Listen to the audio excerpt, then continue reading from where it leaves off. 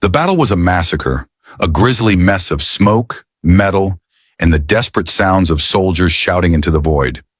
The human forces had been fighting the Congelari Empire for months, the war dragging on like an old broken-down ship, too stubborn to sink. Thane Mercer wasn't new to this. He'd seen enough firefights to last a lifetime.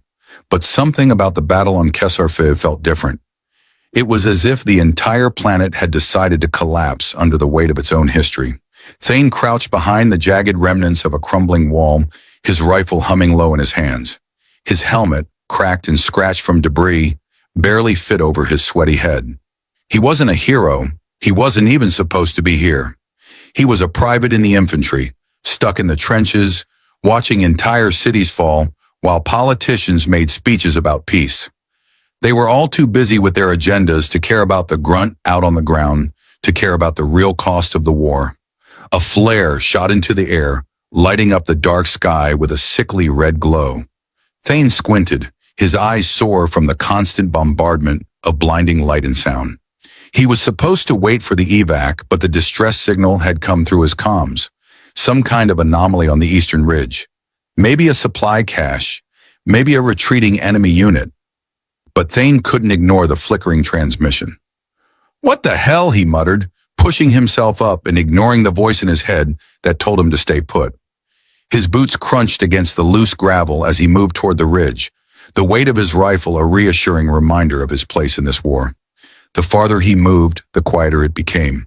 The sounds of artillery fire, the screaming engines of warships overhead, seemed muffled by some unseen force.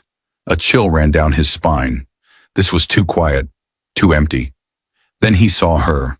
It was barely a glimpse at first, a flash of blue skin and long, delicate ears, barely visible against the rubble.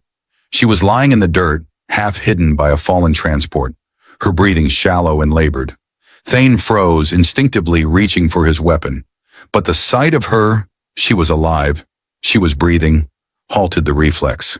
A Congelari, a woman, injured, alone. He had been briefed on the alien species, tall, elegant, with strange biological signatures, and a society fractured by centuries of war. The Congelari Empire was a brutal force, their empire crumbling under the weight of internal strife, but Thane hadn't expected to see one so vulnerable. Thane hesitated. His orders had been clear. Retreat. Avoid direct contact with enemy combatants unless absolutely necessary. But she was no soldier, just a person, alone.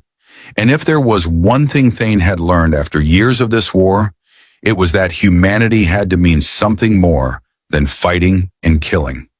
"Hold on," he muttered to himself, stepping carefully around the wreckage.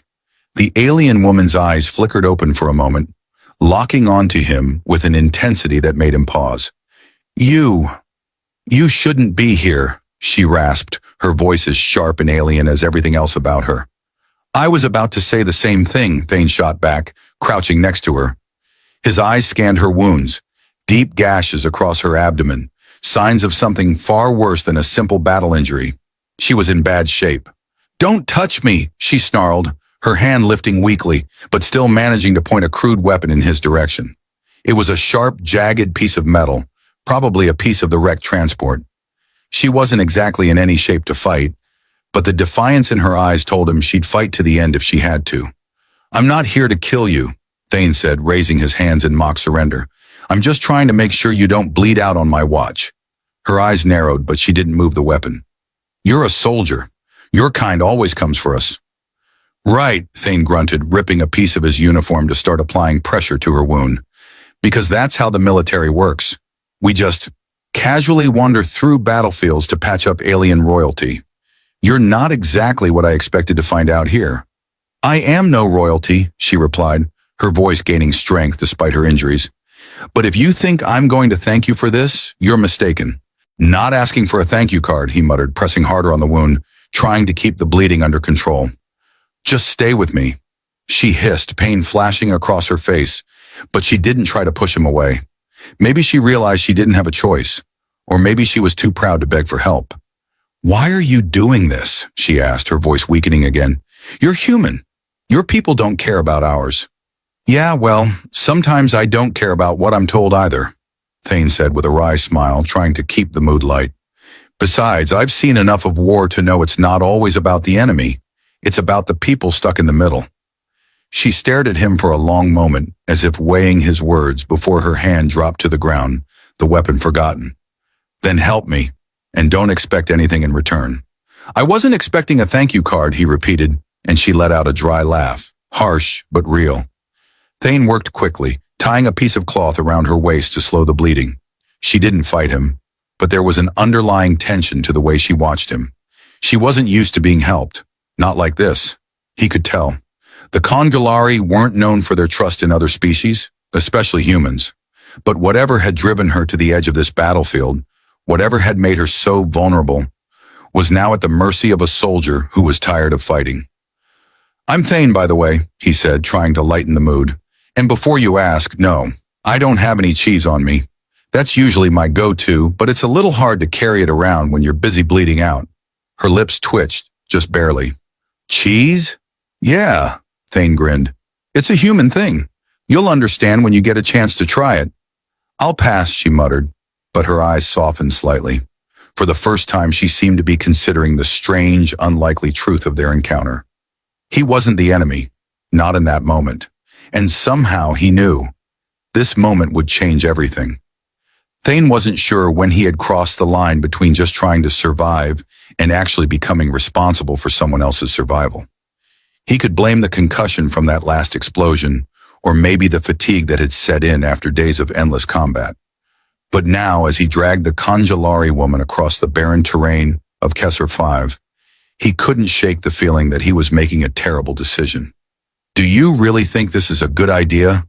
Thane muttered to himself as he hauled her along, sweat beading on his forehead.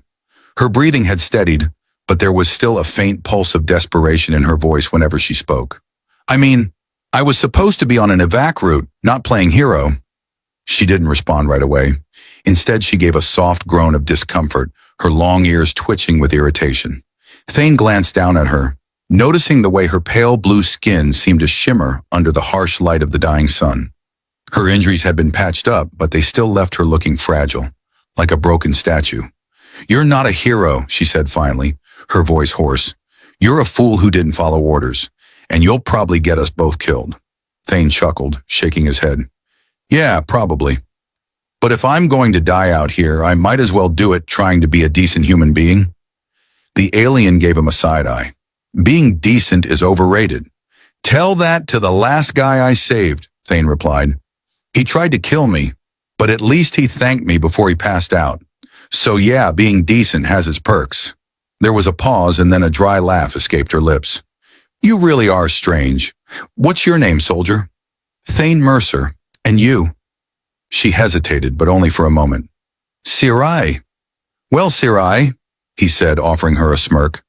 I'm probably going to regret this, but do you have any idea where we're going? She blinked at him, a slow, thoughtful look crossing her face. I don't think it matters much. There's nowhere safe for me now. Her expression shifted slightly. But there's a place, a temple. It's a long shot, but it's better than staying out here to die. Thane stared at her, his exhaustion momentarily forgotten. A temple? You've got to be kidding me. Are we talking about a literal temple, or are we using the term loosely? I wish I was joking, she said, but there's no time to argue about it. We have to move quickly. Thane eyed the distant horizon, where the warships of the Congelari Empire were still circling like vultures. He wasn't sure how much time they had before they were hunted down like prey. But he didn't want to leave her alone. Not now. Not after everything that had happened. The world was shifting beneath his feet, and he felt like he was at the edge of something that could change everything. Lead the way, Thane said, though he couldn't help but make a sarcastic quip. Just don't expect me to carry you up a mountain, okay? I've already done my fair share of heavy lifting for today. Sirai gave him an amused look, despite the exhaustion etched into her features. You don't look like the type who carries anyone. You'd probably complain the whole way up. You're damn right, Thane said with a grin, a slight chuckle escaping his lips. You've got to have standards after all. The journey to the temple, whatever that meant, was not a short one. The terrain of Kesser 5 was unforgiving, Scraggly rocks, ruined buildings, and the occasional scurrying alien wildlife that was far more interested in getting away from them than attacking. As they walked, Thane kept an eye out for danger, but most of his attention was focused on the woman he was dragging through the wasteland. The more he thought about it, the less sense it made. Why was he doing this? He wasn't a medic. He wasn't a savior. He wasn't even supposed to be here. Then again, life had a funny way of making sure you ended up exactly where you didn't want to be. The temperature was rising, and Thane's mind began to wander as they trudged forward. You ever think about how weird it is that the universe just keeps throwing curveballs? Like 1 minute you're trying to stay alive in a war zone, and the next thing you know you're stuck babysitting a Congalari princess or whatever? Princess? Sarai raised an eyebrow but didn't seem particularly offended. I'm no princess. You sure about that? Thane asked with a grin. Because I feel like I'm starting to pick up some royal vibes. The long ears, the regal attitude, the I could kill you with my bare hands thing. All classic princess stuff. She let out a snort of laughter, shaking her head. You humans are ridiculous. I'm just someone trying to survive. There's no empire, no throne. Just me and this child I carry. Her voice faltered for a moment. I didn't ask for this. Thane nodded, his expression softening. I get it. Believe me, I get it. He paused, thinking. Look, I don't know what kind of empire you've got going on, but I don't think you're some cold, distant ruler. You're just a person trying to make it. Sarai didn't reply right away.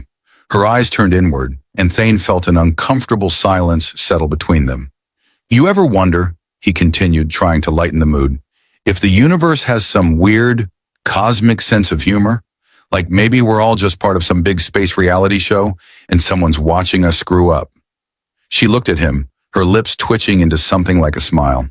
If this is a show, I'd like to see the ratings. They'd be off the charts, Thane replied, especially after this whole saving a pregnant alien thing. I think we've got a good plot line going. You really do talk a lot, she observed, though there was a hint of fondness in her tone. Hey, it's a gift, Thane shot back, grinning. Someone's got to keep the mood light around here. Despite the danger, despite the exhaustion, there was something between them now, something that wasn't just survival. There was trust, however small, and the beginning of an understanding. Thane had no idea where this road would lead them, but for the first time in a long while, he wasn't thinking about the war. He was thinking about the strange woman who had made his life infinitely more complicated, and somehow it didn't feel like a mistake. Not yet, anyway. The air was different now, warmer, heavier, as if the very planet was holding its breath. Thane stood at the entrance of the ancient temple, the stone structure towering above them, like a forgotten monument to something far older than the war between humans and the Congalari. The landscape around them had shifted. The barren wasteland was now dotted with the remnants of forgotten ruins, the broken pillars standing in silent tribute to a civilization long lost to time.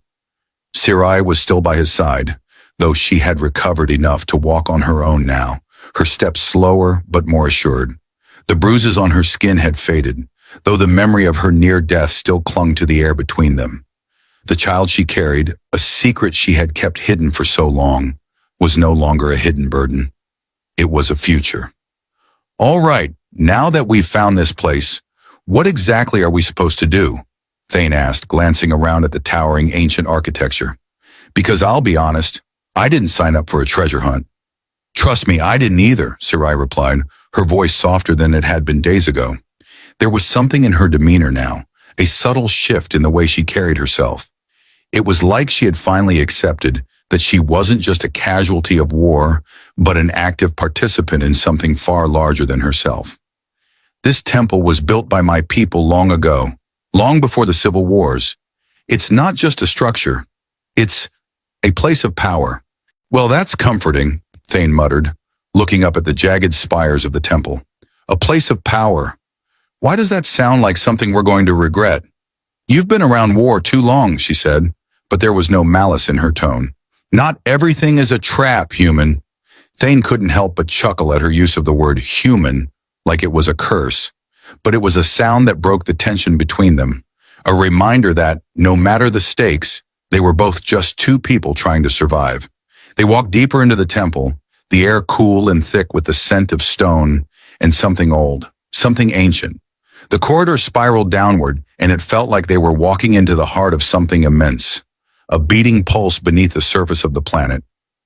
Thane's boots clattered softly against the stone floor, the only sound in the silence. Sci-Fi stopped in front of an altar, its surface worn and cracked with age. She stared at it for a long time before turning to Thane. This is where it happens. This is where my people, my bloodline, was meant to stand. Great, Thane muttered. So what? You're going to do some magic ritual and save the galaxy? No, she said quietly. Not magic. It's the will of the people, their faith, their hope. I carry the future of the Congalari, but I cannot rule alone. This place holds the key to restoring our empire. I've been hiding from it for so long, too afraid of what it meant for me, for the child. Thane took a deep breath, trying to keep his mind from spinning. He'd signed up to fight a war, not to play diplomat for an alien empire. But here he was, standing at the threshold of something that could change the course of history. I don't know what's going to happen next, but I'm with you, Thane said, his voice steady. Whatever it takes. Sci-Fi smiled, though it was fleeting, like she had finally found a sliver of peace in the chaos. Thank you, Thane. You have no idea what this means.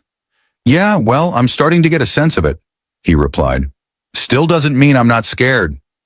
Sci-Fi moved to the altar, her hands reaching out to touch the ancient symbols carved into the stone. The moment her fingers brushed the surface, the ground trembled beneath them. Thane instinctively grabbed for his weapon, but she held up a hand, stopping him. It's okay, she said softly. It's just starting. The temple seemed to come alive, the walls shifting, glowing faintly as ancient energy surged through the stone. Thane stepped back, watching in awe as the symbols began to glow brighter, swirling with an ethereal light. It was like watching history unravel before his eyes. Sci-Fi spoke in a language Thane didn't understand, her words flowing like a song, ancient and beautiful, but carrying a weight that Thane could feel in his chest. The air thickened with energy, and for a moment, he wondered if he had just walked into a trap. But then, the light faded, and the temple fell silent once again. The ground ceased to tremble. It's done, Sci-Fi said, her voice barely above a whisper. Thane blinked, still trying to make sense of what had just happened. Done? What's done? Sci-Fi turned to face him, her eyes filled with an expression Thane couldn't quite place. I've awakened the will of my people. The prophecy is fulfilled. The heir to the Congalari Empire is now known, and the war can end. Thane blinked again, trying to process the magnitude of her words. Wait, hold on a second. You're telling me you've just ended the war? Not ended, she corrected him, a faint smile on her lips. But I've given my people a reason to fight for something more than just power. I've given them hope. Thane's mind raced. This was bigger than any battle he had fought. This wasn't about guns or tactics. This was about a future he had never even considered, but now it was in his hands too. The quiet stretch between them, the weight of what had just happened settling in. Well, Thane said, his tone light, I guess that means I'm off the hook for saving the universe, huh? Sci-Fi laughed, the sound like music in the silence of the temple. You're still here, aren't you? Thane smirked. Guess I'm not going anywhere. Sci-Fi's eyes softened, and for the first time, Thane saw not just the warrior, not just the survivor, but the person. A person who had carried a legacy for far too long. Someone who had been more than just an instrument of war. You've changed me, she said, her voice quiet. You gave me something I didn't think I could have. Choice. Thane nodded, the meaning of her words sinking in. He had started this journey trying to save a life, not knowing how much it would change his own. He wasn't just a soldier anymore. He was part of something bigger than himself, part of a story that wasn't finished. The future was still unwritten, but now for the first time, he had a hand in writing it. Sci-Fi's gaze turned toward the horizon, the temple behind them glowing softly in the dying light of the sun. Thane stood beside her, knowing that whatever came next, they would face it together. I guess we better get used to being legends, Thane said with a grin. Sarai looked at him, her expression softening, and then she smiled. Maybe, but first, we finish this. And as the first light of a new day rose over the temple, Thane knew that whatever future they would build, they would do it side by side. Captain James Corrick sat slumped against the rough bark of a strange tree, the roots sprawling like twisted fingers into the ground. He stared at the sky, which had taken on a deep purple hue, streaked with faint glowing lines. The air felt thick, almost like the atmosphere itself was conspiring against him. But the worst part was the silence. It was the kind of silence that gnawed at the edges of his mind, urging him to break it, to make noise, to hear something, anything. But it was just him, alone. The mission had gone sideways faster than he'd ever thought possible. One moment, he'd been part of a well-coordinated search and rescue operation on a strange new planet. The next, his team was scattered like dust on a windstorm, each of them thrown in different directions after an unexpected skirmish with an unknown alien force. His comms were down, the drop ship's wreckage somewhere beyond the dense alien jungle, and his team, God only knew. Well, this is fantastic, Corrick muttered, more to himself than anyone else. Planet's beautiful, though. Could probably make a decent vacation spot if, you survive the first 5 minutes. His half-smile faded as he adjusted the strap of his weapon. The standard-issue pulse rifle was a comforting weight in his hands, though it was unlikely it would do him much good against whatever had just taken down his team. His only hope now was finding some shelter, some sign of civilization. He glanced at the half-constructed map he had pulled from the wreckage. Nothing made sense. The landscape was unfamiliar, and the readings from his scanner were all over the place. The sense of dread gnawed at him again. His own heartbeat seemed too loud, as if the universe was waiting for him to make a mistake. He had to keep moving. Pushing himself to his feet, Corrick brushed the dirt from his fatigues and took a few hesitant steps forward. The dense foliage surrounded him, each plant larger and more bizarre than the last. Some glowed faintly, while others seemed to ripple in ways that suggested they weren't plants at all. Corrick's head tilted as he caught a whiff of something sweet in the air, a scent that didn't quite belong. Great, now we've got alien fruit-scented air, he muttered, his sarcasm trailing off. He didn't know why he was still trying to make jokes. Maybe he just needed to hear his own voice. He walked for what felt like hours, his boots crunching through the thick undergrowth, but the deeper he went, the stranger the place became. Something in the atmosphere shifted. A low hum reverberated in his chest. It wasn't an animal. It wasn't machinery. It was something else. Corrick stopped, instinctively dropping to a crouch. It was then that he saw her. At first he thought it was a trick of the light, a figure standing just inside the shadows of a large tree. She was tall, unnaturally so, her blue skin shimmering faintly under the low light. Her armor, sleek and metallic, looked like something out of a science fiction movie. Except this wasn't a movie. This was real, and he was very much not in control of the situation. Corrick's heart raced, but he didn't reach for his weapon. Something in the air, the way she stood so still, told him that drawing it would be a mistake. "Are you going to just stare at me? Or are we going to talk?" he said, trying to sound casual, but it came out more forced than he intended. The alien woman didn't move. Her long ears, slightly pointed, twitched as she listened. Then she stepped forward, and Corrick swore he felt the weight of her presence in his bones. Every step she took seemed deliberate, measured. Her gaze locked on his, and for a moment he wondered if she could see through him, into his very thoughts. Her eyes were almost unsettlingly intense, like they were peeling back layers of his existence, layer by layer, until she reached the raw core of him. And then, in a voice that sounded far too calm for the situation, she spoke. "Why are you still alive?" Corrick blinked, not quite sure he had heard her correctly. She wasn't threatening him, at least not overtly. It wasn't the kind of question you ask someone when you're about to launch an attack. No, there was something else in the way she asked it, almost like she was truly curious. He stared back at her, trying to read her expression, but it was as unreadable as the surface of an alien moon. "I don't know. Why aren't you?" There was a beat of silence, and then the faintest hint of something like amusement flickered in her eyes. "You think I'm not alive?" she asked, the words almost gentle, yet laced with an edge that made Korik wonder if he just stepped into a conversation far deeper than he could grasp.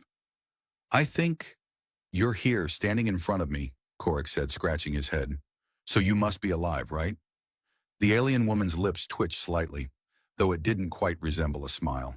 "For you, perhaps, life means being here, but to us it's a concept much more complicated than mere existence." Korik raised an eyebrow. This was not the casual conversation he was expecting from some alien. He couldn't help it. He had to try something. "Well, I'll tell you one thing, lady," Korik said, offering her a lopsided grin. "If I die here, I'll definitely be the first human in history to die asking questions. I mean, really, who gets asked why they're still alive by an alien?" The woman's expression softened for the briefest of moments. It wasn't quite a smile, but there was an acknowledgement there, as if she understood the absurdity of the situation. She took another step closer. "You do realize, soldier, that your survival is not a matter of chance," she said, her voice low and steady. "It is the result of something far more profound." Korik snorted. "Yeah, I'm guessing a cosmic sense of humor?" He shrugged. "Look, I'm just a soldier. I don't really go in for philosophy or whatever this is." The alien woman's gaze flicked up, as if she were weighing his words. Then with a slow nod, she spoke again, her tone contemplative. "Perhaps your survival is more than chance. Perhaps you have been chosen." Korik's eyes widened. "Chosen? For what exactly?" But the alien woman didn't answer. She simply turned, her movements fluid and deliberate, and began walking away. "Hey, wait a second," Korik called after her. "I was just getting to the good part." She stopped, glanced over her shoulder and said, "Keep walking, human. You may find your answer or you may not, but you will not find it here." Korik sighed, letting his shoulders slump. "Yeah, sure, no problem. I'll just be over here, trying to survive." He shook his head. What a way to start a day. A strange alien asking him why he was still alive, and now giving him some sort of cryptic mission. If it weren't for the fact that his life was on the line, he might have laughed. Korik couldn't tell if he was more frustrated or confused as he trudged through the dense jungle. The alien woman had disappeared into the shadows without another word, leaving him standing there with more questions than answers. Why was he still alive? What the hell had she meant by chosen? It didn't make any sense. His head was spinning with possibilities, none of them particularly comforting.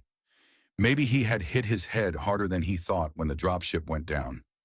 Maybe he was hallucinating, or maybe he had stumbled onto some weird alien version of a reality show, and his survival was just part of the bizarre plot. He could practically hear a booming voice in his head announcing, "And now, Captain Korik, prepare for the ultimate test of survival." Will he survive the next alien encounter? Stay tuned. Shaking his head, he chuckled to himself. Yeah, like they'd pick me for the reality show. I'm more middle of the road than contestant material. He pressed on, trying to ignore the growing sense of unease. The forest around him was strange, in ways he couldn't even begin to explain. The trees weren't like any he'd seen before. Some had bark that glowed faintly. Others shifted when he wasn't looking directly at them. And then there were the sounds, the rustling of leaves that didn't seem to come from any wind, the odd hums, the occasional shriek of some creature off in the distance. Well, this is just getting better by the minute, Korik muttered, adjusting the strap of his rifle. I'm starting to miss the good old days of enemy fire and battlefields. At least then, you knew what to expect. He wasn't sure how long he had been walking, but it felt like hours. His mind kept drifting back to the alien woman. Sryla, she had called herself. He had to admit, he was still grappling with how easily she had intimidated him. No, not intimidated. She had unsettled him. There was something about her presence, something in the way she carried herself that made him feel like a bug under a microscope. He sighed and stopped for a moment to take a swig of water from his pack. The cool liquid didn't do much to settle his nerves, but it was better than nothing. Then just as he was about to push forward, he heard something, a low, almost melodic hum coming from behind him. Great. Now what? Korik muttered, reaching for his rifle again. But before he could even bring it to bear, a familiar voice broke the silence. "You still here, human?" Shrila's voice echoed through the trees, and Korik's heart skipped a beat. He spun around, his hands still gripping the rifle, but the sight before him was unexpected. There she was, standing in front of him, looking as calm and collected as before. But this time, there was something different in her eyes. Curiosity, maybe, or something deeper. Her armor gleamed in the dim light, and her long ears flicked slightly as she watched him. "Don't tell me you've come to finish me off," Korik said, trying to sound casual but failing miserably. "I'll be honest, I didn't think the whole alien first contact thing would go like this. I was expecting more lasers and less awkward silence." Shrella raised an eyebrow, and the faintest hint of amusement touched her lips. "I am not here to finish you off, soldier." She took a step closer, her movements deliberate. "I have a proposition for you." Korik blinked. "A proposition? From the intimidating blue-skinned alien who's been stalking me? Is this some sort of intergalactic pickup line?" Her eyes narrowed, though there was still an air of amusement in them. "Your survival here is not by chance. You are here for a reason." "Yeah, you mentioned that earlier. I'm still not sure what that means." Korik lowered his rifle slightly, but didn't completely let go. "Look, if this is some kind of test, can we at least get to the part where I start answering questions, instead of just being the one who's asked?" Srila tilted her head, studying him for a moment. "If I wanted answers from you, I would have asked them. But your answer to the most important question, why you are still alive, remains elusive." Korik scratched his head, trying to make sense of her words. "Okay, hold on. You're saying my survival is some kind of cosmic riddle? Or is this some kind of alien therapy session? Because I gotta tell you, I didn't sign up for that." Her expression softened for a fraction of a second, though it was quickly replaced by that same calm, detached demeanor. "No, this is not therapy. Your survival here is the key to something greater. You are not the only one stranded on this planet." Korik blinked. "Wait, hold up. You mean there are more of us? Or is this just a bad joke, and I'm the only one unlucky enough to be stuck here?" Srila didn't answer immediately, instead turning slightly and gesturing for him to follow. "Come with me," she said. "There are things you must understand, human. Things you cannot comprehend from your limited perspective." "Limited perspective?" Korik scoffed, but the look in her eyes was enough to make him bite back any sarcastic remarks. "Fine, I'm in. But I gotta tell you, the only thing I comprehend right now is that I'm getting very tired of being the only guy in this bizarre alien jungle. I'm starting to feel like the star of a really bad sci-fi movie." Srila didn't respond, but the corners of her mouth seemed to twitch slightly, almost imperceptibly. As they walked, Korik noticed the oddities of the jungle around him again. How the plants seemed to shift and change depending on where he looked. How the ground sometimes hummed beneath his feet. It was as if the whole planet had a life of its own. After a few minutes of walking in silence, they came to a clearing. In the center of it, half buried in the soft, moss-covered ground, was a structure. Something ancient. Something that didn't belong in a jungle. Its walls were etched with symbols that Korik didn't recognize, and the air around it seemed charged, almost electric. "This," Srila said, her voice low, "is the reason you are still alive." Korik stared at the structure, his mind racing. "What is it? Some kind of alien temple?" "Not a temple, a doorway." "A doorway to where? A better version of this planet? Because if it's got a pool or a buffet, I'm in." Shrila's lips twitched again, and for the first time Korik wasn't sure if she was about to laugh or scold him. "Not a door to a place, a door to knowledge, and perhaps to your destiny." Korik raised an eyebrow. "Well, that's ominous. But if there's a buffet at the end of this, I'm still in." Srila didn't reply, but there was something in her eyes now. Something that told him this was just the beginning. Whatever this was, it was far bigger than he could possibly understand. Korik stood at the entrance of the strange alien structure, a mix of intrigue and skepticism pulling at him. Srila was already stepping forward, her blue skin glowing faintly under the pale light filtering through the jungle canopy. She didn't look back at him, her expression unreadable, as she moved toward the massive stone-like door, which stood taller than any structure Korik had ever seen. He felt the pull again, the odd magnetic energy that seemed to vibrate in the air, making every fiber of his being feel like it was both buzzing and weighed down. It wasn't fear, it wasn't exactly awe, but it was something unsettling. "So, what's the deal with this place?" Korik asked, trying to make sense of it all. "Is this like an ancient alien museum or a lost civilization's come-and-visit center?" Shrila didn't answer immediately, but instead reached up with one slender, armored hand, touching the surface of the stone door. Her fingers seemed to sink into the material with a faint shimmer of energy, like she was interacting with something alive. Korik was about to ask more questions when, with a low hum, the door began to shift.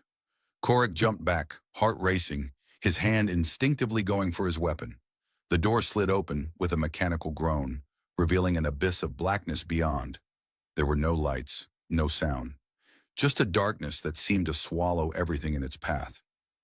"Great, it's a cosmic mystery door," Korik muttered, eyeing the now open passage. "I should have known better than to follow an alien into a creepy doorway." Shrela's gaze flicked back at him, her blue eyes still unreadable. "It is not a mystery. It is a path to knowledge. A path to doom, more like it," Korik grumbled under his breath, but still found himself moving toward the entrance, despite the growing unease in his gut. He had already survived this long, and the thought of turning back now seemed pointless. Besides, if there was any chance of finding out why he was still alive, he figured the least he could do was see where the door led. The air grew colder as they entered, the walls of the structure now humming softly with energy. It was strange. The deeper they went, the more Korik could feel his senses heightening, like his body was being calibrated to something beyond the normal world he knew. His eyes had adjusted to the dark, but there was a faint glow emanating from somewhere deep within the stone walls. "You weren't kidding when you said this place was old," Korik said, trying to lighten the mood as they walked deeper into the labyrinthine passage. "It's got that lost-in-time feel to it. It's almost like I'm in a history class, but with less annoying lectures." Shrila remained silent, but Korik could swear he caught the slightest flicker of amusement in her eyes. "You are far from home, human. The things you will learn here are beyond your understanding." "Yeah, well, I'm hoping for some decent Wi-Fi while I'm at it. You know, to send a text back to Earth telling them I found some intergalactic mystery door with zero instructions on what comes next," Korik joked. Though the truth was, the air in the chamber was starting to weigh on him. "I would suggest focusing on the path ahead, rather than the comforts of your homeworld," she replied, her tone as calm as ever. "The answers you seek are here, but they will not come easily." "Comforts of homeworld? Lady, you're talking to someone who's eaten MREs for the last 10 years of his life. I'm used to roughing it." Korik shrugged, but it didn't help the gnawing feeling that something was off about the place. Every step they took, the humming of the walls seemed to resonate louder, and the air felt alive, almost electric. After a few more turns, they reached a large chamber, this one illuminated by a series of floating orbs, each radiating a soft, ethereal glow. They hovered in midair, moving in intricate patterns that almost seemed choreographed. Korik couldn't help but stare at them, amazed at how they defied all logic. No visible strings, no propulsion mechanisms, just orbs floating. "Okay, this is cool," Korik muttered, eyeing one orb as it passed within arm's reach. He swiped a hand beneath it, and it shifted ever so slightly but never fell. "I bet this would look great in a modern art gallery back home. Alien floating orbs, 5,000 years old. There's a title for you." Shrila didn't react to the joke. "Do not be distracted, human. These orbs are more than they appear." "Yeah, they're definitely not just pretty decorations," Korik quipped, half laughing. "I can tell that much." She moved past him without a word and approached the far side of the room. The floor beneath her feet seemed to shift with each step, glowing briefly as though reacting to her presence. She stopped in front of a large, crystalline object embedded in the center of the floor. The crystal was pulsing with a strange, rhythmic energy, its surface covered with ancient symbols. This is where your journey begins, Srila said, her voice almost reverent as she stood in front of the crystal. The crystal is a conduit. It will reveal the truth of your survival. Korik stepped closer, feeling an almost magnetic pull toward the crystal. His eyes widened as he noticed the intricate carvings etched into its surface. The symbols seemed familiar in some inexplicable way, like they were calling out to him, demanding his attention. All right, so what do I do? Touch the crystal, chant some magic words, and hope I get an answer? Korik joked, but inside he was starting to feel the weight of the moment. This wasn't just some alien artifact. It felt important. Touch it, Srela said, and the answers will come to you. But beware. The truth is not always what you expect. Well, that's reassuring, Korik muttered. Still, his curiosity got the better of him. He stepped forward and, with a deep breath, laid his hand on the smooth surface of the crystal. The moment his skin made contact, a surge of energy coursed through him, like an electric shock that rattled his bones. His vision blurred, and for a split second, it felt like his entire body was unraveling. Then it stopped. Korik stumbled back, his heart racing, his breathing shallow. His head was spinning, and he had to steady himself against the floor. What was that? He gasped, his voice barely a whisper. I saw everything. It was like I was somewhere else. Someone else. Srela's expression remained unchanged. The crystal has shown you glimpses of your fate. What you saw is part of the path you must walk. Yeah, well, if that's my fate, I'm starting to think I should have taken up knitting or something instead, Korik replied with a nervous laugh.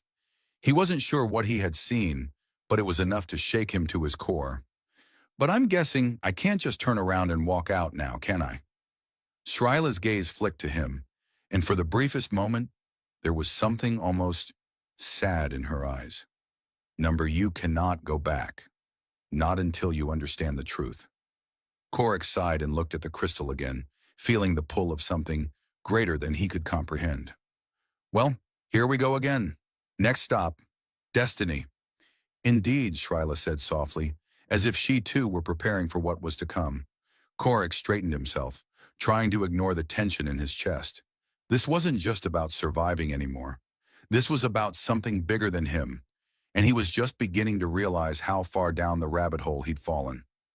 Korik wasn't sure if the energy he'd felt from the crystal had left him more shaken or more curious. The overwhelming sense of disconnection was still lingering in his chest. But there was something else now. A spark. He felt it in the air, thick with possibility. Whatever had just happened, it wasn't something he could walk away from. And though the weight of what he'd seen in that brief, disorienting flash of images still clung to him, he had no choice but to keep moving forward. Srela was already ahead of him, moving with her usual, graceful purpose. She didn't seem particularly affected by the event, though Korik could tell by the slight change in her posture that even she had been impacted by whatever they had just unlocked. Well, that was a party, Korik muttered under his breath. I'm guessing there won't be cake and confetti at the end of this road? Srela didn't look back, but her voice was tinged with something that might have been amusement. You misunderstand, human. The path ahead is not for celebration. It is for understanding. Yeah, I figured that much. He paused and ran a hand through his hair. But can we get some drinks on the way? You know, something to help take the edge off? A little intergalactic happy hour? The corner of her mouth twitched again. I am not your bartender, human. Yeah, well, I'm pretty sure the universe's bartenders are all hiding right now. Maybe they saw me coming. Korik grinned, though the anxiety gnawing at him made his smile feel a little forced. They continued down the corridor, and Korik found himself grappling with a strange sensation. It was as if the walls themselves were closing in on him, but not in a physical way. More like his mind was being drawn into something he couldn't quite articulate. He glanced at the floor, and for a brief second, thought he saw the lines in the stone shift, almost like they were alive. Krizrenia. That's new, Korik said with a grimace. I don't know if I should be more concerned about the living architecture or the fact that it's just there. The structure is ancient, Srela said, her voice calm. But it is still functioning. The living elements are part of its design. Yeah, well, it's giving me the creeps. I mean, when you say living, Do you mean that in the "it's going to eat me" sense? Or the "it's going to show me an ancient alien PowerPoint presentation" sense? Srila glanced over her shoulder at him, her expression inscrutable. It will not eat you, human. But if you continue to provoke it, it may grow impatient. Right, right. No poking the mysterious ancient structure. Korik paused and scratched his head. What's next then? Some kind of ancient alien riddle? Or do we just keep walking until something explodes? It will not explode, she said, her tone flat. But you will face a choice. The truth you seek is at the end of this path. But to reach it, you must first understand what is required of you. Great, another "it's up to you" moment, Korik muttered. Just once, I'd like to not be the one chosen for some big cosmic responsibility. I don't even like responsibility back home. It's why I joined the military in the first place. Srila didn't seem to find his humor amusing. She had stopped in front of a large circular door embedded in the wall. The surface of the door shimmered slightly, as though it were made from some sort of energy field rather than solid material. Here, Srila said, gesturing to the door. This is where your choice begins. Korik eyed the door skeptically. Yeah, but I'm pretty sure I'm not going to like this choice. So what's behind this one? Another, reveal the secrets of the universe's situation? Srila remained silent for a long moment before she spoke again, her voice oddly soft. Behind this door is a test, not of your strength or your courage, but of your mind, your understanding of what it means to be alive. Korik blinked. Okay, now I'm getting a little uncomfortable. You're talking like some sort of philosophical lecture, but I'm still stuck on, why the hell am I still here? I'm not sure I'm up for this understanding life thing. Can't I just have a sandwich and call it a day? There is no time for sandwiches, human, she said sharply, her usual sternness returning. You cannot avoid this. Korik sighed. Yeah, I get it. No sandwiches, no happy hour. Just an ancient alien test of destiny. Cool. So what do I do? Knock? Without another word, Srila placed her hand on the shimmering surface of the door. The energy field rippled around her fingers, then dissolved, revealing a narrow passage beyond. Korik glanced at her, then back at the passage, where the faintest light could be seen flickering. So, what's on the other side of this? Korik asked, voice steadying. I mean, is it just another room? Or are we talking some kind of surprise situation? Srila stepped forward into the passage, not waiting for him. It is the beginning of the end. The truth you seek is closer than you think, but you must face it. All of it. Korik hesitated for a moment, a bad feeling creeping into his gut. But then he squared his shoulders, muttered, "What's the worst that could happen?" under his breath, and followed her. The hallway narrowed as they walked, the walls pulsating with a strange rhythm, almost as if the entire structure was breathing. Korik's senses felt sharper now. He could hear his footsteps echoing off the walls, the low hum of something that might have been machinery hidden deep beneath the surface, and even the subtle shift of air as they moved forward. Eventually, they reached a chamber, smaller than the last, but no less imposing. In the center of it was another crystalline structure, though this one was different. It was a large, smooth sphere, glowing with an intense, almost painful light. As Korik stepped closer, the air around him seemed to warp, and his skin tingled. There was something deeply alien about it, something that felt almost wrong. This is the heart of the structure, Srila said, her voice now soft, almost reverential. And it is the final test. The heart, huh? Korik muttered, glancing around the room. Does it come with a "do not touch" sign? Because honestly, I'm starting to think the "do not touch" sign should be everywhere at this point. Srila ignored him. Instead, she stood before the sphere, her eyes locked onto it. You must reach out and touch it. Only then will you understand what you are truly here to learn. Korik's hand hovered above the surface of the sphere, hesitation tightening his chest. There was no going back now. He'd come this far, and it seemed like the answers were close. If he could just survive this next part.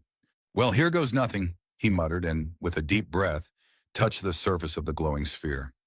The moment his fingers made contact, everything went white. Korik's mind spun as the light from the sphere consumed him. like a burst of cosmic energy that pulled him from his very being and thrust him into an endless void. It felt like falling, but with no gravity, no sense of direction, just a whirling sensation that stretched time itself. Then, as quickly as it had begun, the light dissipated, and Korik found himself standing. No, not standing, floating, suspended in a vast space. He blinked, his eyes adjusting to the infinite stretch of darkness around him. There were no stars here, no planets, no structures, just an expanse of emptiness that felt both suffocating and liberating all at once.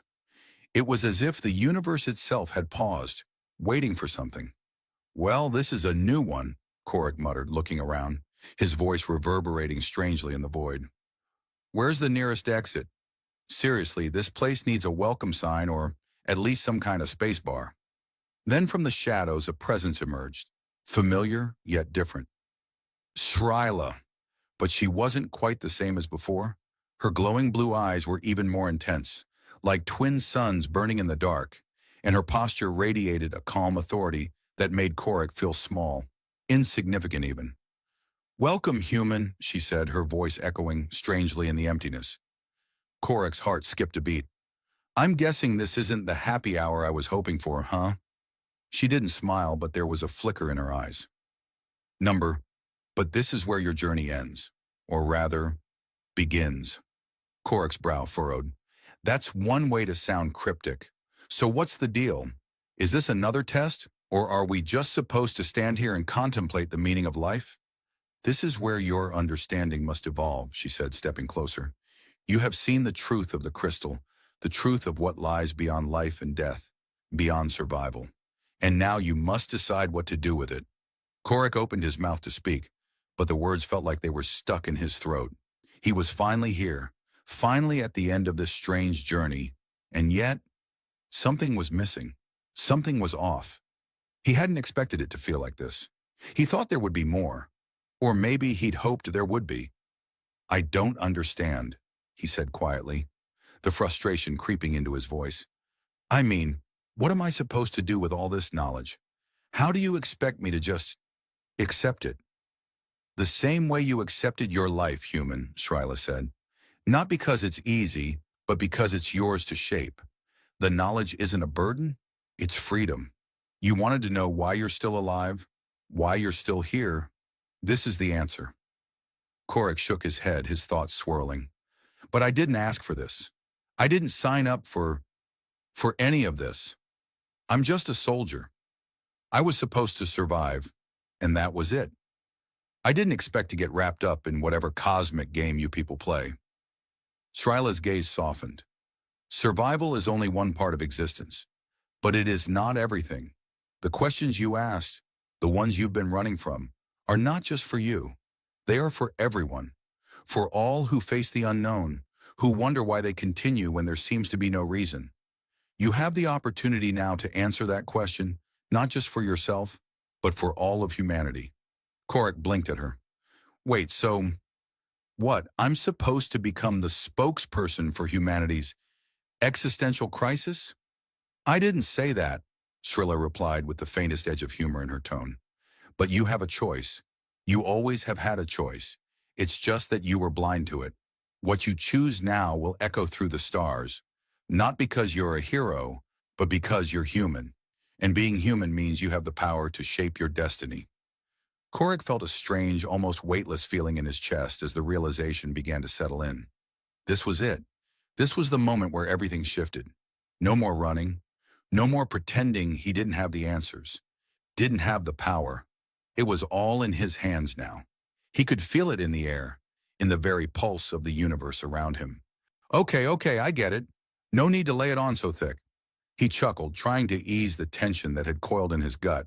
"So what, you're saying I'm supposed to be some kind of cosmic philosopher or something? Give humanity the answers to the universe's big questions?" "Not answers," Shryla corrected, her voice still carrying that deep resonance. "Understanding. Humanity doesn't need a savior or a teacher. It needs the freedom to question, to explore, to grow. You have the chance to lead that journey, if you so choose." "And if I don't?" Korik asked, crossing his arms, though his voice betrayed a hint of unease. Then you walk away, just as you always have. But know this, human, there are no true endings, only choices. The silence that followed was heavy with meaning, yet Korik couldn't shake the nagging feeling that he wasn't done. Not yet, not fully. This wasn't just about surviving or answering questions. It was about understanding who he was and what he was capable of. Well, if it's all the same, Korik said after a long pause, I think I'd rather stick around for a little while longer. I mean, I'm still pretty sure I'd like to see what the rest of the universe has in store. But hey, no pressure, right? Srila smiled, a rare thing that softened her features. The choice is yours. Korik looked around at the void, at the infinite expanse of possibilities. And for the first time, he wasn't scared. No, this was different. This wasn't a game of survival. It was a game of discovery, and he was ready to play. Well then, he said with a grin, let's see where this crazy ride takes us next. And with that, he stepped forward into the unknown, not as a soldier, but as something more, something human. The stars whispered in the distance as the light from the sphere surrounded him, guiding him forward into the next chapter of his life. The palace lights blinked once, then twice, then failed entirely, leaving Theo Marin face first in a bowl of something gelatinous, purple, and apparently sacred. There were shouts, metal clattered. Somewhere to his left, a noble shrieked like a stuck plasma goose. "Oh, stars," Sailari muttered under her breath, helping him upright with all the grace of a queen whose fiancé had just insulted an entire dynasty with his forehead. "You've just desecrated the oracle jelly of Thorandel." "I was aiming for the fruit," Theo said, spitting purple goo onto a velvet napkin. "Didn't realize dinner was booby-trapped." Above them, the chandeliers flickered back to life with a high-frequency buzz, and the assembled noble council slowly resumed chewing, though many did so while glaring at the human like he'd just performed dental surgery on the goddess herself. Sailari offered a diplomatic smile and snapped her fingers for a servant.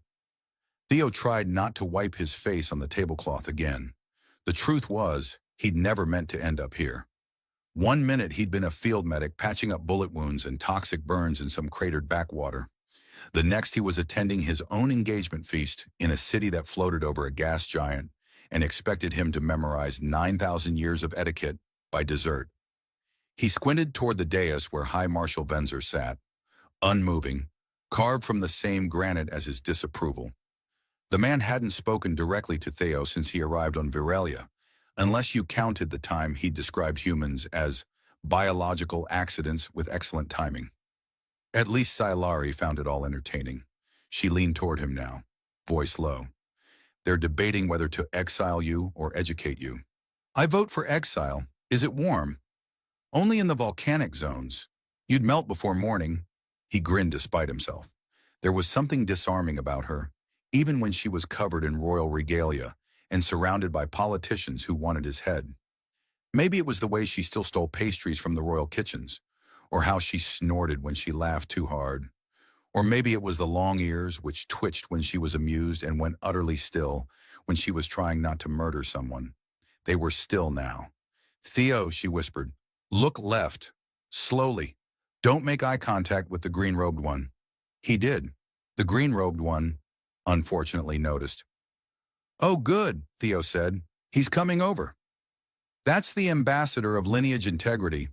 "That sounds made up." "It's very real, and he hates your DNA."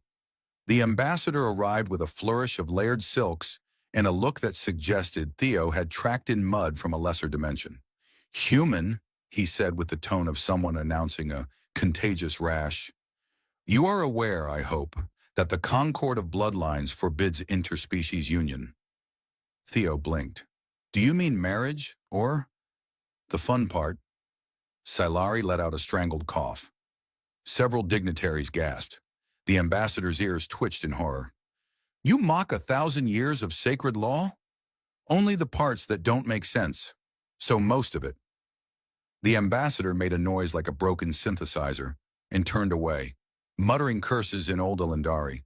Sailari didn't stop laughing until her drink nearly came out of her nose. They escaped after dinner by faking a diplomatic migraine. In the corridor outside the feast hall, the echo of their laughter faded under the weight of approaching silence. The air was cooler here, laced with the hum of distant reactors and the scent of ionized crystal. Theo touched the wall, half expecting it to scold him. "You're pushing them too far," Silari said after a moment.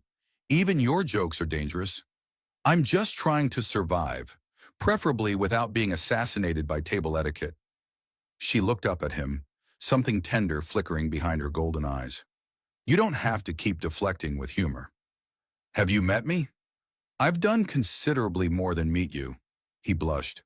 "Okay, fair." They walked on, past arched windows, looking out into the cloudscape of Irelos 6. The gas giant swirled below them in silent fury, its storms a reminder of just how small everything really was. Somewhere beneath that beauty lay the ruins of a forgotten civilization, something the Elendari never discussed, even though Theo knew Silari had gone down there once, in secret. She still bore the scars. "I wasn't supposed to live," she said suddenly. He stopped walking. "Back then," she continued, voice soft, "on Drelhan, when I collapsed, they told me I'd be dead in an hour. The infection was woven into my nervous system. And yet, here you are. Because of you." He shrugged. "I had gloves and a good guess." "No, you had something we don't." She touched his chest lightly. "You had compassion unburdened by hierarchy. You broke protocol. You used blacklisted biotech. You rewrote your own programming." "I panicked and used duct tape on your spine." She smiled. "Exactly." They were silent again, but this time it was full, not empty, a warm kind of quiet. Behind them, the corridor lights flickered. Salari's ears twitched. "That's the third flicker today," she said.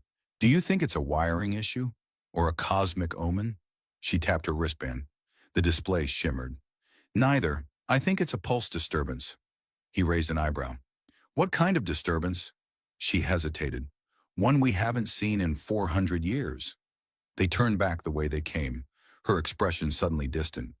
As they passed a crystalline arch etched with old high speech, Theo felt a strange sensation behind his eyes.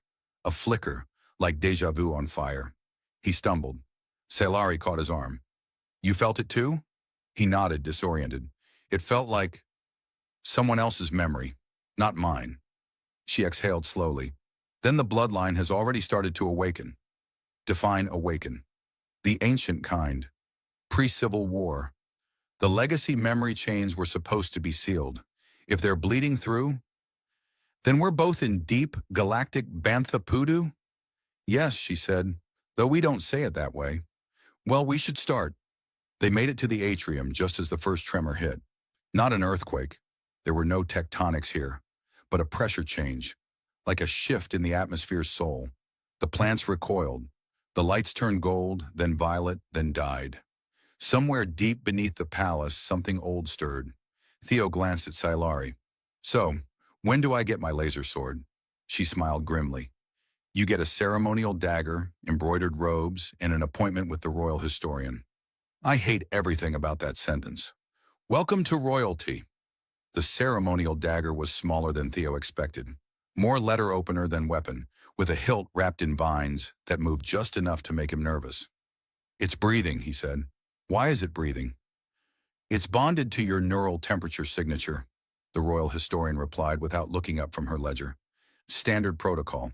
If it stops breathing, it means you're either dead or boring." Theo held the dagger at arm's length. "What happens if I stab myself with it?" "You'll briefly communicate with your own subconscious in the form of an eight-eyed owl, then you'll pass out." "Okay, noted." He slid the dagger into a side pouch and winced as the vines tightened slightly, like they were hugging him out of spite. The royal historian, a woman whose eyes glowed faintly and whose hair changed color depending on how disappointed she was, waved him toward the door. Solari was waiting outside, arms crossed, eyebrows arched. "How'd it go?" "I've been psychically adopted by a knife. How do you think it went?" She fell into step beside him, their boots clicking softly on the polished synth marble.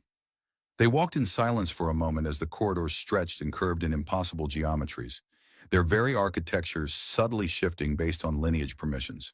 Theo's presence often triggered defensive loops or rewrotes. But today the palace merely grumbled. "So," he said, "any news on our friend the pulse disturbance?" Silari nodded, her expression carefully neutral. "It's not isolated. There have been 6 similar flickers across the capital, all near deep inheritance nodes. English, please. Places built atop memory clusters. You know how our bloodline stores ancestral memory? It's not just metaphorical." He frowned. "You're saying there's an actual hard drive under the floor?" "More like a neural lattice grown from stone and quantum dust." "I'm going to pretend I understand that." She stopped at a door sealed with a triple helix glyph. "We're going in." Theo read the sign. "The Chamber of Threads. Sounds cozy." "It's not. Don't touch anything unless it touches you first." Reassuring. Inside, the chamber was dimly lit by strands of something like spider silk stretched across crystalline pillars. When they moved, the threads hummed, a harmony of voices layered with centuries of thought. Theo followed her down the center path, heart thudding. At the center stood a basin, smooth and black, filled with liquid memory. Silari touched the surface. Her eyes flickered silver. "It wants to show you something." Theo stepped forward, not sure if he was honored or about to be possessed by a choir of alien ancestors. He leaned in. Images flooded his mind. A woman with Silari's eyes but cloaked in archaic garb stood on a battlefield of stars. Around her swirled figures of light and fire, arguing, fighting, then kneeling. The vision shifted, temples burning, statues cracking, a great schism between those who embraced change and those who clung to blood purity. At the center of it all, a decision, a forbidden bond. He staggered back. "That was you." She looked at him. "That was Queen Elisa, my ancestor, the last ruler to bond with an outsider." Theo wiped sweat from his brow. "So this has happened before?" "Yes, and it nearly tore our people apart. But what followed was peace, until her successors erased her legacy." He paced, the weight of history pressing down. "So we're repeating her mistake?" "No," Silari said. "We're reviving her hope." They left the chamber with the air around them still shimmering. Outside, the palace had grown restless. Hallways twisted more than they should. Drones buzzed overhead, scanning for breaches. Back in Theo's assigned quarters, which resembled a minimalist art gallery with trust issues, he collapsed onto the sleep field and stared at the ceiling. "So, destiny, huh?" The wall chirped. "Incoming message from High Marshal Venzer." Theo groaned. "Decline. Wait. No. Accept. But only in audio." Venzer's voice filled the room like a thundercloud with a law degree. "Human, your presence continues to destabilize our people." Theo sat up. "Great to hear from you, too. You mock us with your sarcasm. The Concord's core tenets are unraveling, and now memory nodes are activating across the city. You think that's my fault? I think your bonding to the princess is unlocking elements best left buried." Theo rubbed his temples. "I didn't come here to start a revolution. I just didn't want her to die alone on a plague moon." There was silence on the line. When Venzer finally spoke, it was quieter. "And yet, here we are." The message ended. Silari entered moments later, dropping a bag of contraband Earth snacks onto the table. "I bribed the archivist, got you real peanut butter cups." Theo perked up. "You are now officially my favorite alien." "Don't tell my uncle." They shared a quiet laugh, and then she sobered. "We need to leave the palace." He blinked. "I just unpacked my second toothbrush. There's a monastery under the polar cliffs, older than the capital.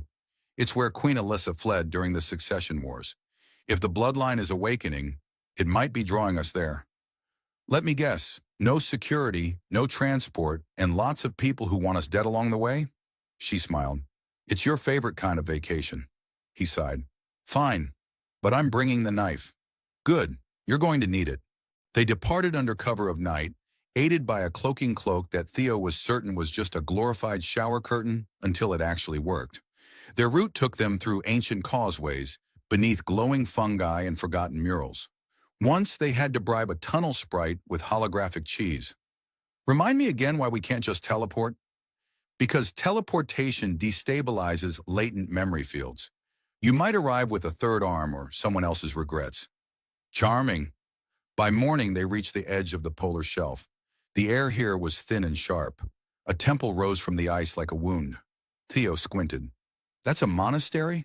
Looks more like a haunted toaster. Salari took his hand. Welcome to the House of Echoes. They entered. The door didn't open. It inhaled. Inside, everything felt wrong. The walls pulsed.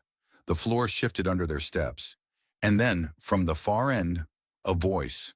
Not one voice, but thousands woven into one. She has returned. The bond awakens. The outsider has been accepted. Theo looked at Salari. Is that good? She didn't answer. Her eyes were glowing. The air in the House of Echoes vibrated with an unholy hum, as if the walls themselves were unsure of who or what was allowed to exist inside them. Theo had no intention of being the next sacrificial lamb to whatever cosmic nonsense the monastery had going on, but he was beginning to feel like a bit of a participant in a galactic comedy show. Only problem was, the stakes weren't funny. Not anymore. Salari? He whispered, trying to steady his breathing. Are we dying? Is this a metaphor for our relationship? She didn't answer immediately. Her face was fixed, almost expressionless, as though she were hearing something beyond his comprehension. Her eyes, that bright silvery glow, had deepened into a burning intensity. Her grip on his hand tightened, and for the first time in ages, Theo wasn't sure if it was because she was holding on to him for comfort, or if she was afraid he might bolt. Then the voice came again, but now it was clearer. Louder, more direct. The bond must be completed. The legacy calls. The one who is not of this world is the key. Theo felt the hairs on his neck stand up. The voice reverberated through his entire body as though the words were coming from inside his mind, digging into his very soul. What's happening? He managed to say, but his voice felt small. The chamber seemed to stretch around them, as if the walls themselves were pulling away, revealing vast nothingness beyond. The ancestors are waking up, Salari said, her voice oddly calm. This temple was built for those moments when the bloodline, or what's left of it, calls out, and the bond is meant to settle the rift. The rift? Theo asked, his mind still catching up. What rift? The rift between the ancient rulers and their people. It's been passed down through generations of royal blood, but it's always been... She paused, the weight of the moment pressing down on her. A lie. The royal bloodline has been fractured for centuries. It's been hidden, rewritten, erased, but not completely. Theo's heart raced. He thought of the history lessons he'd barely managed to stay awake through. So, you're telling me that everything the Elendari thought was history? It was a cover-up. A cover-up designed to keep them in power, to preserve an illusion of purity, but it was never pure. She closed her eyes for a moment. That's why the bond is forbidden. It's never been about our bloodline staying strong. It's been about preventing change, about ensuring no outsider ever got close enough to reveal the truth. Theo stared at her, suddenly feeling like the strangest outsider of all. And you were always going to find out the truth, weren't you? Yes, she said, her voice a whisper, but it was filled with an unsettling certainty. I didn't choose to be this way, Theo. I chose you. But it's more than that now. I'm choosing something else, something the old rulers could never allow, something that would break the chains they've kept around us. Theo was quiet for a long moment, taking in everything she had just said. The weight of the decision ahead settled heavily on his chest, but strangely, the more he thought about it, the more it felt right. He didn't know how to explain it, but it was like the future was calling to him, pulling him forward, and somehow, this was part of it. The voices were louder now, rising to a crescendo. She has chosen the outsider. She has bound the bloodline with foreign hands. The legacy has awoken. The last part of the sentence vibrated through his teeth, and his vision blurred for a moment as the room seemed to warp. He stumbled, but Salari held him steady. She was still glowing, her form pulsing with the intensity of the ancient energy in the room. It's starting, she whispered. We have to make the choice, Theo. Together, he said without hesitation. She nodded and, in one fluid motion, pulled him to the center of the chamber, where the basin of memory liquid began to bubble and pulse like a heartbeat. Her voice broke the silence again, echoing throughout the space. I choose to bind myself to this new legacy, one built on truth, one that accepts both our past and our future. Theo's chest tightened as the floor beneath them shuddered. He placed a hand on the basin. The liquid inside began to swirl, a light coming from deep within it that cast shadows all around them. There was no going back now. The truth had been revealed, and it had to be embraced. He closed his eyes and whispered, I choose you. I choose the future. With that, the energy in the room flared, and for a heartbeat, it felt as if time itself stopped. The walls of the temple seemed to fall away, leaving them floating in a vast, infinite space. Figures glowing with ancient power appeared around them. Thousands of ancestors, their forms flickering like projections. They spoke in unison, but the words were clear. The bond is complete. The legacy has been reawakened. The future has been chosen. A flash of brilliant light engulfed them, and suddenly everything shifted. Theo found himself standing on the steps of the palace. The familiar hum of the city filled the air, but there was something different now. The air felt charged, alive with possibility. Sailari stood beside him, her silvery eyes still glowing, but now with a calm certainty that hadn't been there before. The palace seemed less like a prison and more like a symbol of something new, a place of change, not control. We did it, she said quietly, her voice filled with something soft, almost tender. We changed everything. He smiled, feeling the weight of the journey lift off his shoulders. I guess that's one way to start a revolution. Sailari laughed softly, and he felt the tension between them finally dissolve. The moment hung in the air, a quiet victory. They had made it. Together they had broken the cycle, confronted the truth, and reshaped the future of a kingdom. They had done what they thought was impossible, and in doing so, they had freed themselves and the Elendari from the shackles of the past. And in that silence, with the weight of centuries upon their shoulders, Theo realized something profound. It wasn't the royal blood that had carried them forward. It was their bond, their connection, the choice they had made together. The kingdom's legacy had been thrown into peril, yes, but now it was also free to grow. And so they walked forward, together, into the future. Lieutenant Marcus Harlan had never been one for ceremonies. He had spent most of his career on the front lines of the war, dodging blaster fire and the occasional inexplicable alien encounter, but formal events? They were another breed of nightmare. And yet here he was, standing in the heart of the Extheron capital, surrounded by a sea of alien faces and vast, towering spires made of materials that Marcus swore he couldn't pronounce, let alone identify. The air smelled of exotic flowers, flowers that didn't exist on Earth, and the sky above shimmered with the odd blue hue that only seemed to come from planets light years away. This is absurd, Marcus muttered under his breath as he adjusted his uniform, the seams a bit tighter than he'd remembered. His fellow soldiers snickered at the sight of him fiddling with his collar. They'd been briefed on the importance of this alliance ceremony, but none of them were sure what to expect. They had only heard the rumors that Queen Lyrae, the supreme ruler of the Extheron, was as untouchable as she was enigmatic. What's absurd, Marcus? His best friend, Sergeant Derek Green, asked with a smirk, noticing the sour expression on his face. Everything, Marcus shot back, gesturing vaguely to the elaborate decor around them. This whole thing. You really think that Queen, Lyrae, right, is going to seriously consider an alliance with humans? And here I am, a glorified babysitter at this fancy show, in a room full of people who think I'm just one misplaced button away from causing an intergalactic incident. Derek chuckled, nudging him with an elbow. Oh, come on, it's not that bad. At least you get to stare at the alien royalty. Some of us would pay to be in your shoes. Marcus shook his head, but the tension in his shoulders loosened a fraction. Right, because nothing says diplomatic success like being the human face at an event full of people who've never seen someone with hair that doesn't glow. Before Derek could respond, a hush fell over the crowd.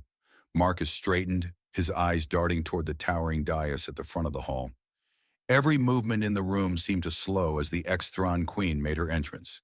Queen Lirai was everything the rumors had promised, and more. She was tall, regal, with skin that shimmered like the softest silver, her long ears sweeping gracefully from the sides of her head. Her eyes, huge, almond-shaped, in the color of a deep, starry night, swept across the room, locking onto Marcus for just a heartbeat. The air seemed to thrum in response to her presence. "She's something," Derek muttered, his voice filled with awe. "Yeah," Marcus replied dryly, though he couldn't deny the unearthly beauty of the queen. "Something out of a bad space opera." Leary moved with such fluidity that it felt like time itself bent in her wake. Her robes were a blur of iridescent colors, catching the light as she ascended to the stage. The sound of her footsteps was barely audible, yet somehow felt like the softest drum beats echoing in their chests. The silence was absolute. The human soldiers in the back of the room stood straighter, as though instinctively aware that this was not just a ceremonial figure, but someone who could command empires with a glance. And then, as she reached the front of the room, Lyrae did something utterly unexpected. "Lieutenant Marcus Harlan," her voice rang out, clear and composed, but carrying an authority that made everyone in the room hold their breath. The vast hall seemed to contract with the weight of her words. Marcus blinked, his heart skipping a beat. He had been ready for a speech, some diplomatic niceties about the war, and how this alliance would shape the future. But this was a curveball. He tried to make himself as small as possible, hoping this was a mistake, hoping there were at least 20 other Marcus Harlans standing behind him. But there were not. There was only him, and Queen Lyrae was looking directly at him. The room seemed to swirl around him as his name echoed in his mind. He took a step forward, trying to maintain his composure. He knew this was a ceremonial event, one designed to bring the two factions together, but the sight of Lyrae, the queen of a race so far removed from humanity in every way, standing before him felt too surreal. Yes, Your Majesty?" Marcus finally stammered, his voice betraying the unease he felt. He knew his words weren't smooth, but he had no idea how to act in front of a woman who looked like she had just stepped out of a legend. The queen's lips curled into a smile, and Marcus nearly collapsed under the weight of it. "You," she said simply, her gaze unwavering. "You are mine." The room, which had been filled with hushed anticipation, fell into stunned silence. For a moment, Marcus thought the ground had swallowed him up. "I'm sorry, what?" Lyrae extended her hand toward him, her fingers slender and elegant, each movement deliberate. "You are mine," she repeated, her voice unwavering. There was no trace of humor in her tone, no hint of a jest. Marcus's mind raced as he took in the situation. Was this some sort of diplomatic gesture?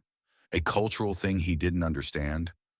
Or was he actually— "Hold up," Marcus muttered under his breath, looking around to see if anyone else was as confused as he was. The soldiers behind him exchanged uneasy glances. "Wait, so you're claiming me?" The queen's eyes gleamed, but her expression softened ever so slightly. "Yes, Lieutenant, I am claiming you." The words hung in the air, too heavy to ignore. There was no room for doubt. "You're sure?" Marcus asked, half-dazed. "Because I'm pretty sure I've read somewhere that human and extran relations are not exactly traditional." But there was no mistaking the certainty in Lyrae's voice. "I do not make mistakes," she replied with a light, imperious chuckle that carried a faint note of amusement.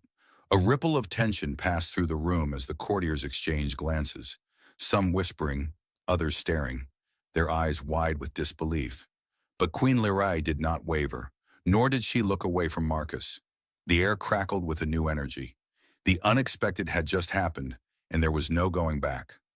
Marcus could feel the weight of every eye in the room on him, and for the first time since landing on this alien world, he realized that nothing in his life or the galaxy was quite as he'd thought it was. He reached for her hand, the gesture feeling almost like a reflex. As his fingers brushed hers, the room seemed to hold its breath, waiting. The shock of the moment reverberated through every corner of the palace. He could only offer a faint, awkward smile. "Well, this is going to make the debriefing interesting," he muttered to no one in particular, And with that, the path ahead, unfathomable, dangerous, and filled with both potential and peril, had just begun.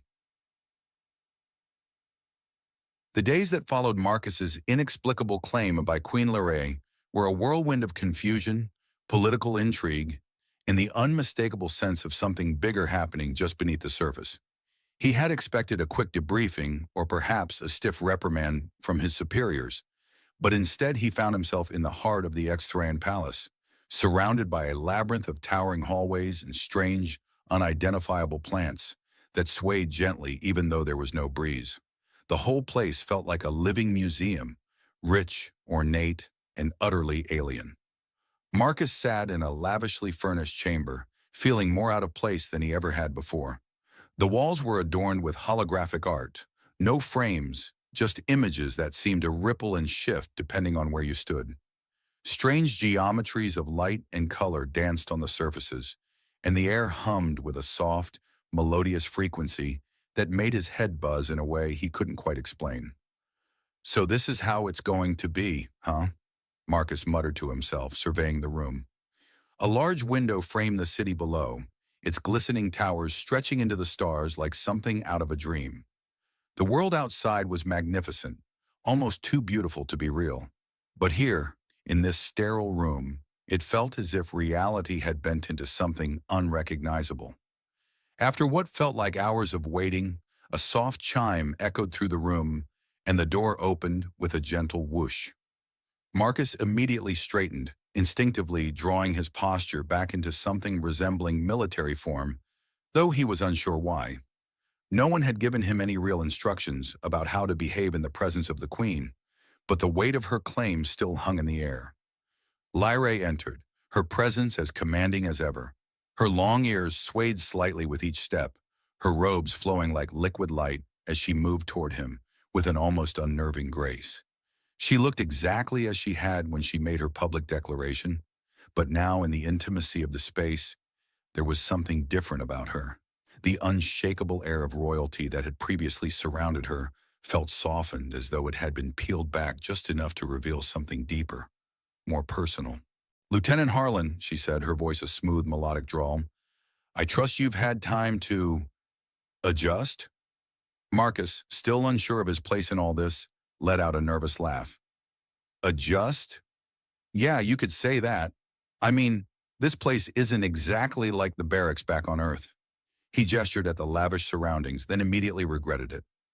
Lyrae's lips quirked into a small, knowing smile. "Not quite, no. I am not accustomed to making others feel so uncomfortable. It is not my intention to overwhelm you." "Oh, it's not that," Marcus said quickly, trying to play it off.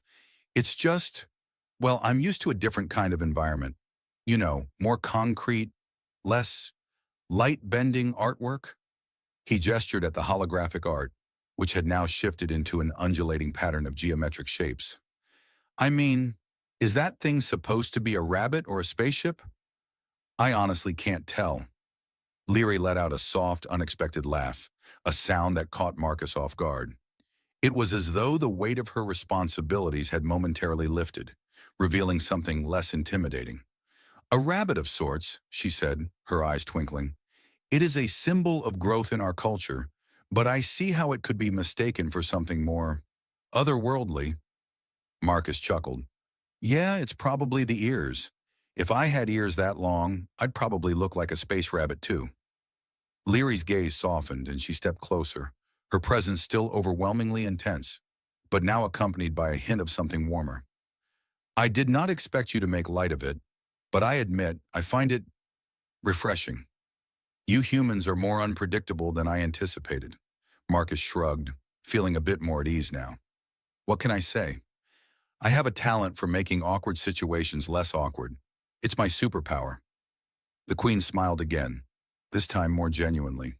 The atmosphere, once laden with the weight of diplomacy and political maneuvering, shifted in a subtle yet profound way. It was clear that Lyrae, though a being of immense power and intelligence, was not entirely immune to the unpredictable nature of human humor. For a moment, they were two individuals, one alien, one human, caught in an odd shared moment of levity. "So," Marcus said, breaking the silence that followed. About this whole "you claiming me" thing. Lyrae raised an elegant eyebrow, though there was no malice in the gesture. Yes, let us address that. I understand that this is unusual by your standards, but I must ask that you respect my choice. Marcus scratched the back of his neck awkwardly. Respect, sure, but I've got to admit, it's a little out there, even for me. I mean, last I checked, humans in X-Thran don't exactly, well, they don't do this. She regarded him for a long moment, her eyes almost unreadable. I know it is unexpected, but my choice is not born of mere whim. There are forces at play in this galaxy that go beyond our understanding. The alliance between our species is fragile, and I must do what I can to ensure its success. Your presence, your unique status, could be the key to stabilizing this precarious relationship. Marcus tilted his head, considering her words. So this isn't just some personal preference? You're not like picking me because I'm good-looking or anything? Lyrae's eyes flickered with a hint of amusement, though her expression remained composed. I find your species curious, Marcus Harlan. Your resilience, your capacity for both creation and destruction. It is a rare combination, even among the stars. Marcus chuckled nervously, trying to keep the mood light. Well, if that's what you like, I guess I'm your guy. Not sure what the X-Thran beauty standards are, but I'm happy to be of service. Lyrae's lips curled into the faintest of smiles. Your humor is disarming. I find it intriguing. For a few moments, the two of them simply stood there, caught in a strange quiet, neither sure how to proceed. The weight of their respective roles, hers as queen, his as a soldier, hung over them like an invisible shroud. But in the small gaps between their conversation, there was something real, something not entirely governed by duty or politics. So what happens now? Marcus asked, shifting on his feet. I mean, I've been sort of claimed by an alien queen. No pressure, right? What do you expect from me exactly? Lyrae's gaze softened further, and she stepped back slightly, as if considering how to phrase her response. I expect nothing from you, Marcus. Not immediately. But in the coming days, the galaxy's eyes will be upon us. I need to know that you can handle what lies ahead. We will face opposition, both from within my court and from those who would see our alliance fail. Marcus raised an eyebrow. Opposition, huh? I thought humans were the ones who were supposed to be the problem. Lyrae's smile faded slightly, replaced by a more serious expression. It is not just the humans who are divided. There are factions within my own people who believe this union is an affront to our traditions. You will have to navigate this, as will I. Marcus nodded slowly. Great. Just another day in paradise. I'm sure I'll figure it out. How hard can it be, right? Lyrae's lips twitched again, and for a brief moment, the room felt less like a palace and more like a shared space between two individuals trying to make sense of the strange circumstances they found themselves in. With a final glance, Lyrae turned toward the door. We will begin soon. Stay alert, Marcus. The real challenges are only just beginning. As the door closed behind her, Marcus let out a long breath, shaking his head. Well, this is definitely not what I expected from my career as a soldier, he muttered to himself, a grin tugging at the corner of his lips. But despite the humor, despite the jokes, Marcus couldn't shake the nagging feeling that the galaxy was about to change, whether he was ready or not. So the X-Thran Palace was alive with the tension of 1,000 unseen threads pulling in different directions. The courtyard outside was still, a sharp contrast to the chaos unfolding within. Marcus stood at the center of it all, feeling as though the entire galaxy had been carefully balanced on the edge of a razor blade. Queen Lyrae had called for an audience, but this time, it wasn't just a formality. This was a defining moment for both their worlds. For the last several weeks, Marcus had grown accustomed to the strangest of alliances and the most peculiar of situations. He had adjusted to the political games, the subtle undercurrents of power, and the unspoken expectations that came with being the Queen's, well, chosen human.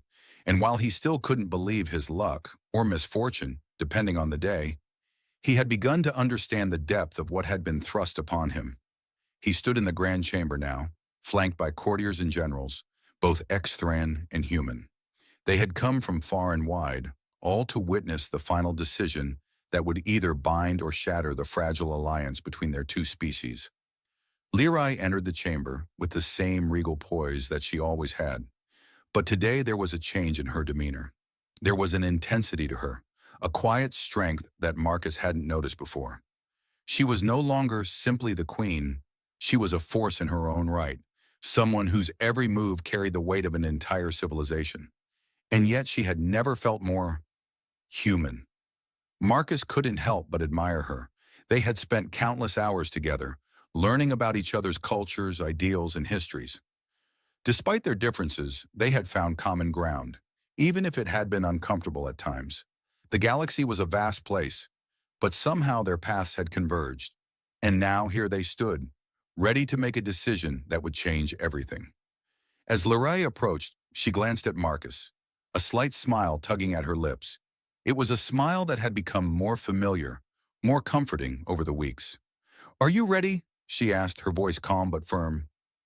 Marcus hesitated for only a moment. His fingers twitched at his sides, his military training kicking in, but he forced himself to relax. He had no more doubts. "I've never been ready for any of this," he said with a smirk. "But I guess that's what makes me perfect for the job." Lyrai's smile widened, a hint of warmth in her eyes. "You always manage to make me laugh, Lieutenant. A rarity among our people." Marcus chuckled. "It's a talent I'm not afraid to use." The room around them fell silent as the Exthron advisors stepped forward, their faces a mix of curiosity and skepticism. The moment of truth had arrived. Marcus could feel the weight of the moment in his chest, the sense of responsibility pressing down on him like a physical force. He wasn't just a soldier anymore. He was a symbol, the first human to be recognized by the Exthron as something more than an ally, more than a mere pawn in their game of galactic politics. He was now a link between their worlds. "So," one of the advisors began, his voice cold and authoritative, "we have come to the conclusion of this arrangement." He glanced at Marcus with thinly veiled distaste. "There are those who question the wisdom of this union, those who believe the Queen's decision has weakened the strength of our people." Marcus didn't flinch. He had heard these words before, spoken in hushed tones by the courtiers who had never fully accepted the alliance with humanity. He had come to realize that politics, even among an advanced alien race, was much the same as it had been back on Earth, driven by power, fear, and pride. But the truth was, this wasn't about politics anymore. This was personal. "I'm not here to be a symbol," Marcus said, his voice steady, cutting through the tension like a blade. "I'm here because Queen Lyrai chose me, and I chose her." The advisor sneered, clearly unimpressed. "You speak as though your choice matters, Lieutenant. But you are but a man, one human among many. The Exthron are a powerful species. We are not so easily swayed by the whims of a single individual." The words stung, but Marcus didn't let them show.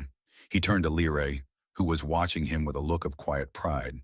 He had spent so much time focusing on his own doubts, on the absurdity of it all. But now he saw what was truly at stake, not just for the humans, but for the Exthron as well.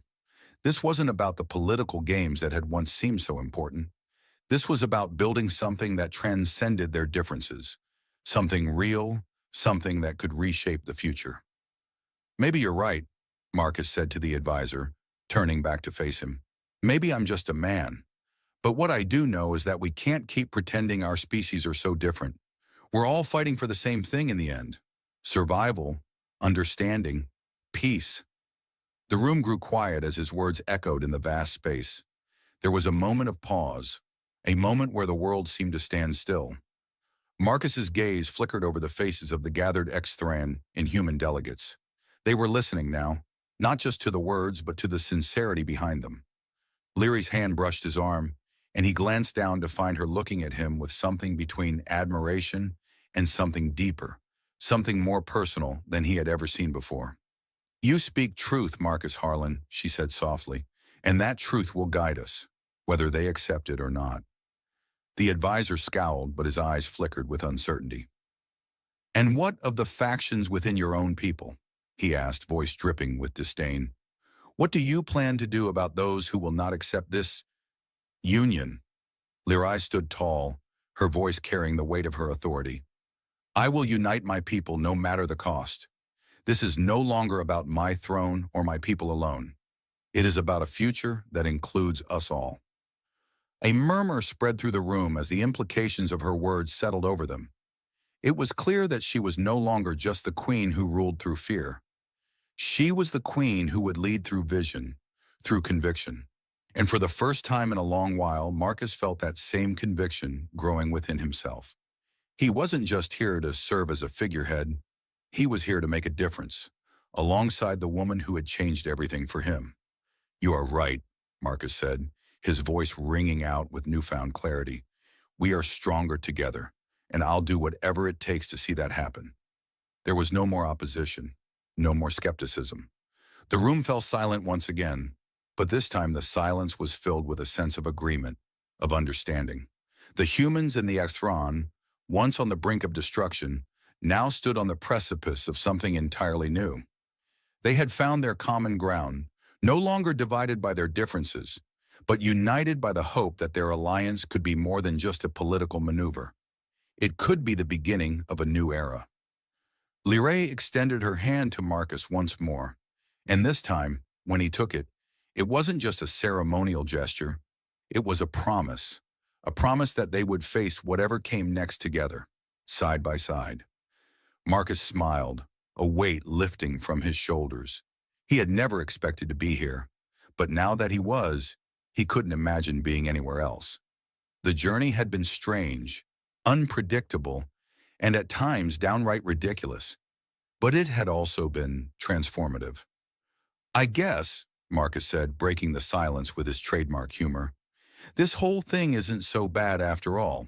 I mean, who knew an alien queen could be so, well, normal?